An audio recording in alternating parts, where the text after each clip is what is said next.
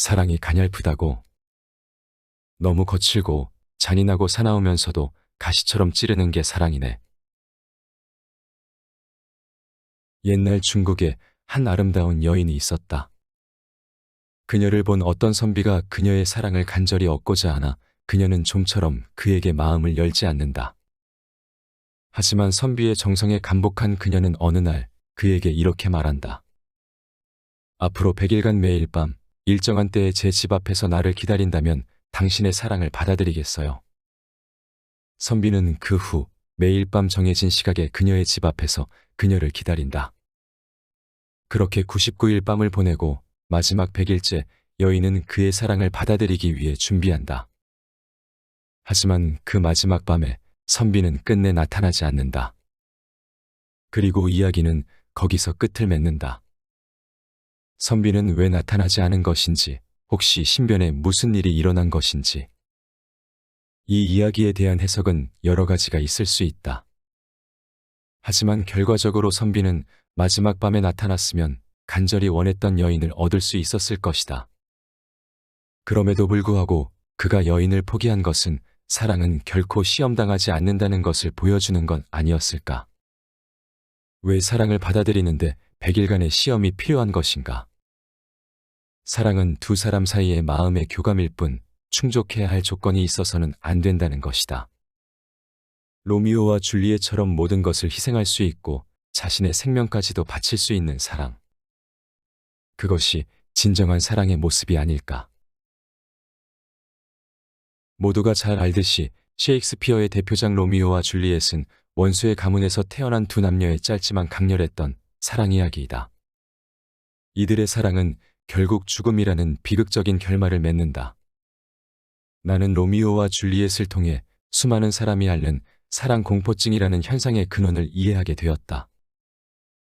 로미오와 줄리엣은 자신뿐 아니라 주변 상황에 대한 통제력을 상실한다.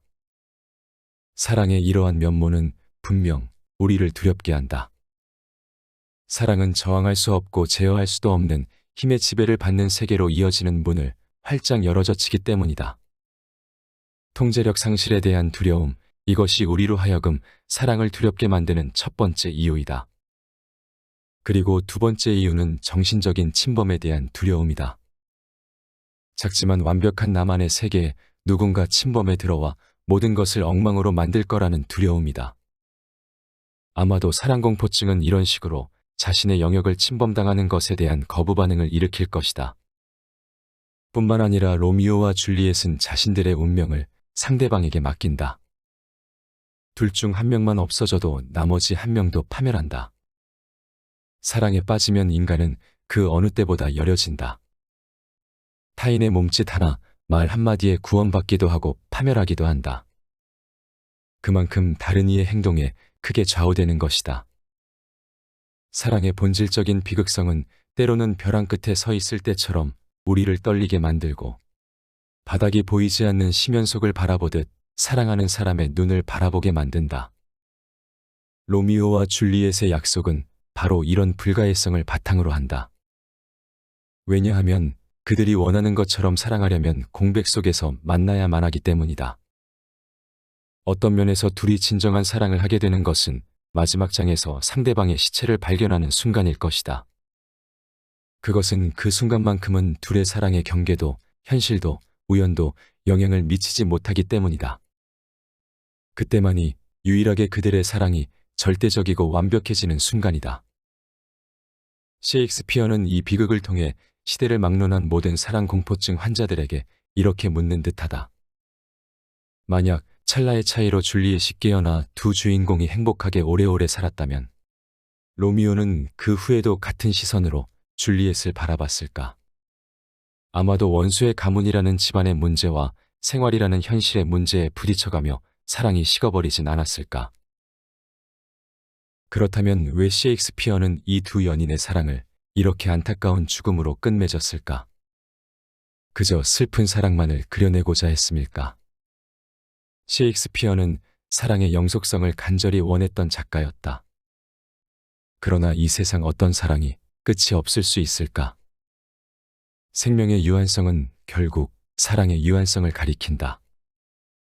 평생을 사랑했다 하더라도 사랑하던 누군가는 언젠가 죽음을 맞게 되고 이 세상의 사랑은 그렇게 끝이 난다. 그리고 함께했던 시간에 대한 애잔한 기억의 조각들이 된다. 그렇게 인간의 사랑도 결국은 유한한 것임을 말하고 싶었던 것이 아닐까. 그렇기에 우리는 더욱 현재의 시간 속에 살아있고 만질 수 있고 느낄 수 있는 사랑을 소중히 여겨야 한다. 그런 사랑의 조건을 힘들여 지켜야 한다.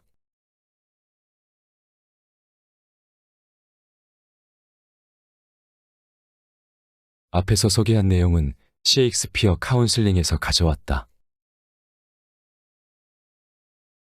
이러지도 저러지도 못하는 상황 속에 갈등하는 햄릿부터 비극적 사랑의 결말을 맞이한 로미오와 줄리엣까지 그의 작품에는 우리가 살면서 느끼는 다양한 감정과 고민들이 고스란히 녹아있다.